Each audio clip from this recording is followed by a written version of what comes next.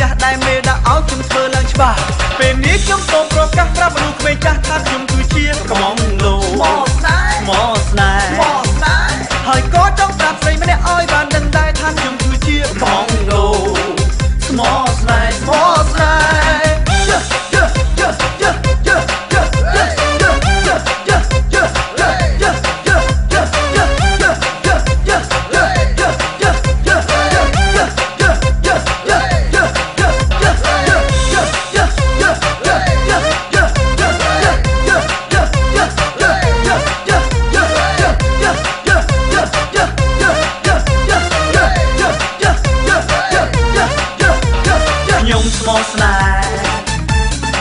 កំងដូខ្ញុំស្មោស្នេហ៍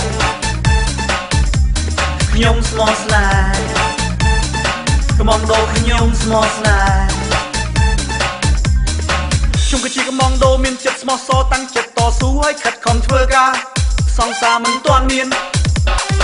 តែបើមានសង្សារខ្ញុំតាំងចិត្តថាថេកែស្នេហាមួយនឹងឲ្យបានល្អកំងដូខ្ញុំស្មោះស្នេហ៍ពេលនេះខ្ញុំសូមប្រកាសប្រាប់មនុស្សក្មេងចាស់ថាខ្ញុំគឺជាកំងដូ